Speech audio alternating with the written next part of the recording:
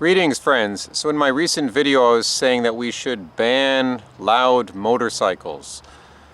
And one of the comments I got in response was someone saying, I hate those bikes, but I hate the government control which would regulate them even more. So this person doesn't like the loud motorcycles, but government control, this is something that has to be opposed at all costs. And there was another person who said that why does everyone ban what they simply find annoying? And they agree that they find these loud motorcycles disruptive at times, but sometimes they enjoy the sound. I don't know why you would enjoy it, but then they say eventually we'll all ban grilling or campfires or fireworks because someone doesn't like the smell. So let me respond to these two comments, and I want to talk about some other stuff relating to this notion of freedom, this liberal idea of freedom. Are you going to defend freedom at all costs? Because it's a sinking ship. Are you going to go down with the ship? Because the left, they don't care about freedom anymore. So if you're going into a fight where your opponent doesn't care if they use a gun, and you say, oh well, I can't use guns, then you're gonna lose, right? And there's no reason why I need to believe in total freedom. I'm not a libertarian. I don't think libertarianism is a tenable position. No society can function like that. If you hate these loud motorcycles, why would you hate it if the government stops these things from existing, which you hate?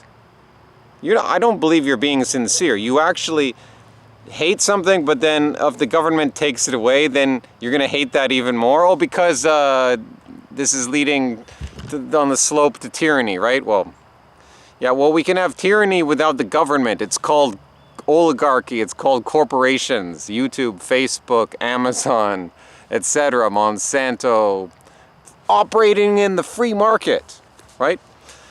So you can have total freedom for these corporations who then take away all your freedom.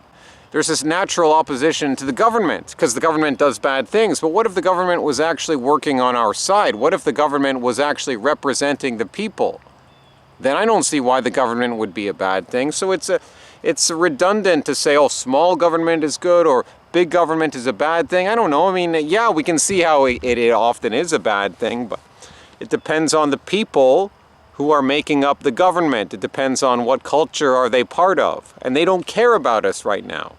It's not necessarily saying we shouldn't have this government structure at all. And yeah, there's lots of problems with having big government, but regulation itself is a good thing. I mean, if used to the right ends. I can see what this other person is saying. So if you ban one thing because you find it annoying, then that's going to lead to a slippery slope of banning everything. Yeah, maybe, but we already ban certain things, right?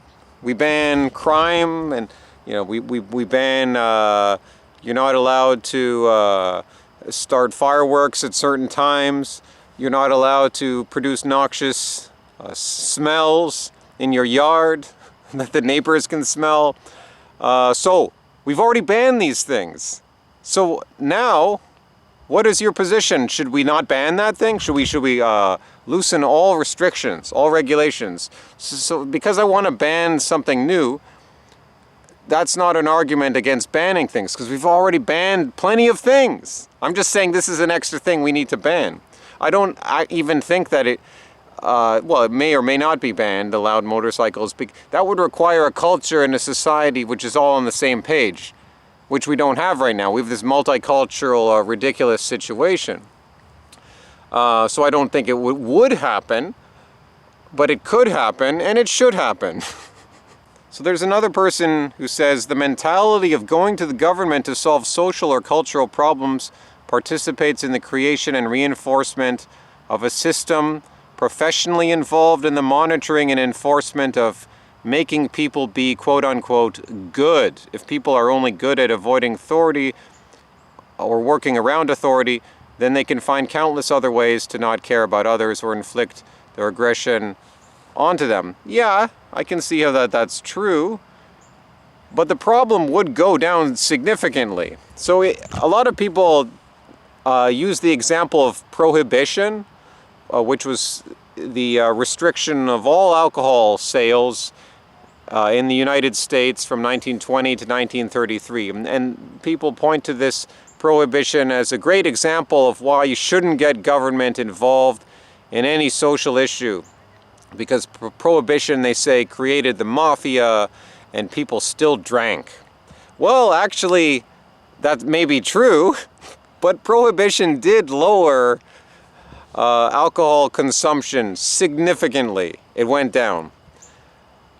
Now, if you really want to know about that, I guess I can look into the information for that. But I don't think that should be so hard to imagine that when you make something illegal, obviously it's not going to go away completely, but it will go down. And that's not a bad thing. Now, I'm not saying I have a certain position on prohibition, whether it's good or not. I'm just bringing up the case to say that when you ban things, when you make them illegal, yes, it will have an effect on that behavior in society.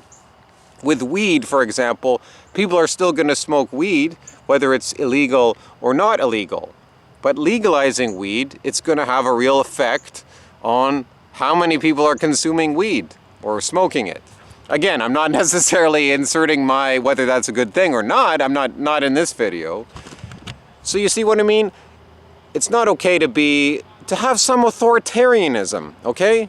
You got to get past this aversion to the government itself being a bad thing, to like authority and restricting things being naturally bad things. Why is it naturally bad? If the things are naturally good or bad, then wouldn't the government have a license to act on that which is good or bad? Licensed by the people, by the culture, by the society. We don't have that situation right now, but certainly throughout history, this is how it would have been even in the beginning of America, and all the freedom in the beginning of America. Well, the Puritans definitely, and it wasn't all Puritans, but there were plenty of things you couldn't do back then.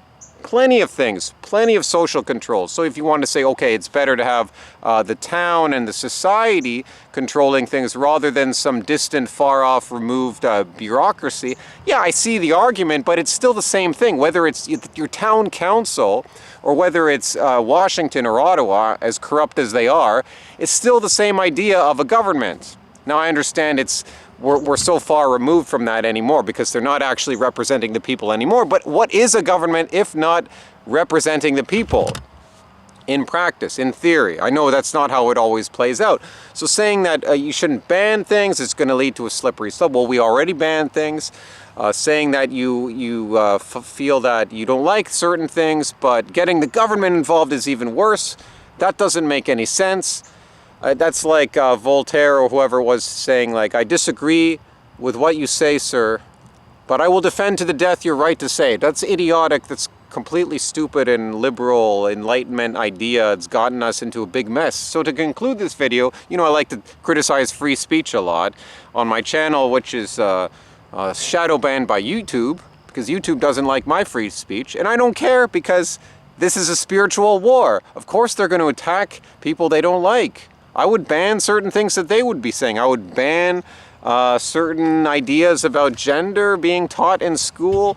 I would ban lots of other things. I don't believe in free speech, and neither should you. Now, it's not even a position that makes sense. But I've talked about free speech a lot. I don't want to go off, too much here. But just to conclude, I was having a conversation about a week ago about free speech. Because the protesters, talking about medical issues, talking about the stabbies, whatever we experience, the inability to express ourselves online in the public sphere, whatever. So we say, oh, well, we must have free speech, right? Well, hold on a second.